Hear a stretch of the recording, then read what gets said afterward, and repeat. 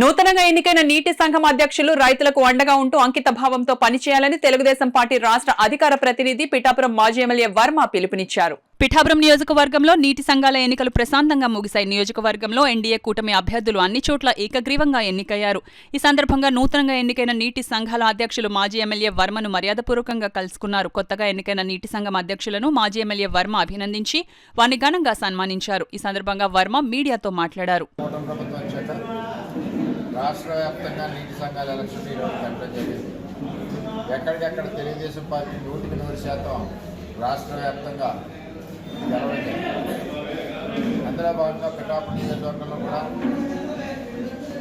కూటమి ఆధ్వర్యంలో తెలుగుదేశం పార్టీ, జనసేన, బీజేపీకి సంబంధించి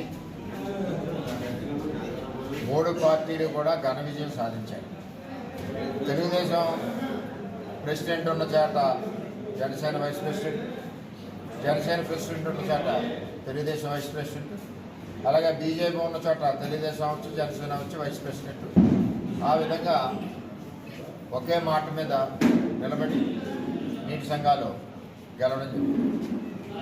ఎప్పుడు కూడా నేను గత 23 సంవత్సరాల నుంచి కూడా రైతుల పక్షాన్ని పోరాడడం, మొత్తం నా పొలిటికల్ కెరీర్ జీవితంలో 70% రైతు గురించే పోరాడాం.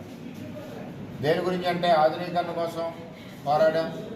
ఆధునీకరణ మొదటి ఫేజ్ 78% తెలుగుదేశం పార్టీ హయాంలో కట్టి ఈవేళ స్లూయిస్లన్నీ నిర్మాణం చేసి రైతులు వాలంక లేకుండా మరి ఈరోజు నీటి సరఫరా చేసిన పేరు తెలుగుదేశం పార్టీ.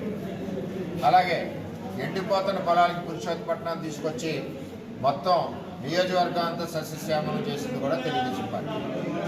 తర్వాత కూటమి ప్రభుత్వం ఏర్పడాక పవన్ కళ్యాణ్ గారు మేము కూడా ఇక్కడ ఏలేరు ఆధునీకరణ ఇదివరకు తెలుగుదేశం పార్టీ ఏదైతే నిధులు తెచ్చి శంకుస్థాపన తెచ్చిన దాన్ని జగన్మోహన్ రెడ్డి ఆపేసాడో దాన్ని తిరిగి ప్రారంభిస్తామని చెప్పి ఇక్కడ మాట్లాడడం జరిగింది.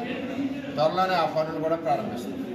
ఇప్పుడు గెలిచిన కూటమిలో ఉన్న 3 పార్టీలకు సంబంధించిన నీటి సంఘాల ప్రెసిడెంట్లు కానీ, మెంబర్లు కానీ అందరూ కూడా రైతుకి వెన్నంటి ఉండాలి, రైతు కష్టాల్లో ఉండాలి, రైతుకు ఏ విధమైన ఇబ్బంది వచ్చినా మనం ముందుండాలి.